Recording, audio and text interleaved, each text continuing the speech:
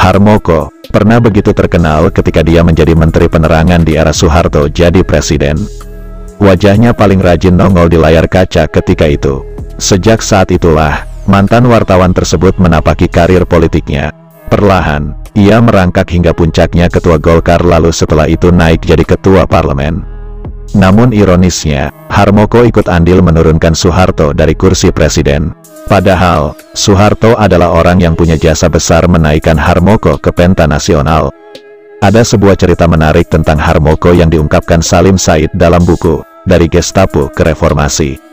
Serangkaian kesaksian, kisahnya tentang Harmoko yang tak disukai para perwira militer.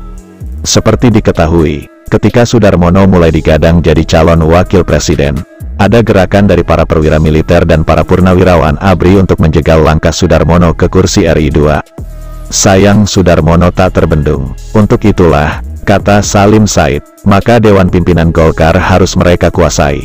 ABRI punya banyak calon, kata Panglima ABRI Jenderal TNI Edi Sudrajat ketika itu.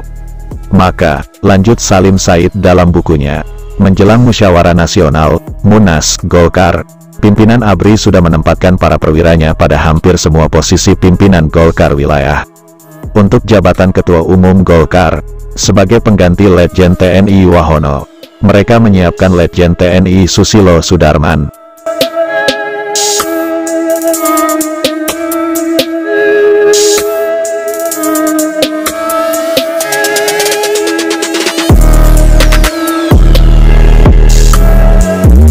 Pokoknya, kata Salim Said, ABRI sudah siap menguasai Golkar. Tapi kemudian terbukti, untuk kedua kalinya para jenderal gagal, memaksakan kehendak mereka kepada Soeharto. Keputusan Presiden menjadikan Harmoko sebagai Ketua Umum Golkar tak terbendung oleh ABRI. Apakah Beni atau Edi Sudrajat tidak suka kepada Harmoko? Menurut Salim, nyaris semua para petinggi ABRI ketika itu tak menyukai Harmoko. Bahkan para purnawirawan jenderal juga tak menyukai Harmoko. Setidaknya itu yang diungkapkan Jenderal Purnawirawan Sumitro, mantan Pangkop Kamtib kepada Salim Said.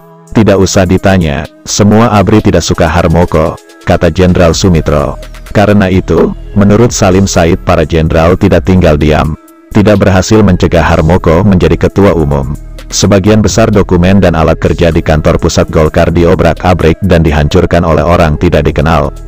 Harmoko harus mulai lagi menyusun daftar nama para kader yang sudah kami kerjakan pada masa kepemimpinan Pak Darmono, kata Sarwono, mantan Sekjen Golkar. Masih menurut Salim Said, pihak ABRI bertekad menguasai Golkar guna mencegah apa yang mereka cemaskan sebagai kemungkinan Sudarmono menggunakannya menjadi presiden lewat pemilu berikutnya. Tapi sebenarnya, disadari atau tidak, langkah tersebut juga untuk secara perlahan membatasi gerak Soeharto. Dalam urusan ini tampaknya Beni Murdani yang sudah purnawirawan memang tidak tampil memainkan peran terlalu penting lagi. Tapi sikap kurang positif Beni terhadap pencalonan Sudarmono sebagai Wapres, seperti yang dikatakan Jenderal Sumitro, membuat Soeharto tetap curiga kepada Beni. Presiden Soeharto juga tentu tahu bahwa pemikir utama langkah-langkah politik para jenderal waktu itu adalah Murdani. Hubungan baik Beni Murdani dengan CSIS juga menimbulkan kecurigaan Soeharto kepada lembaga tersebut sebagai tangki pemikir bagi Beni Murdani.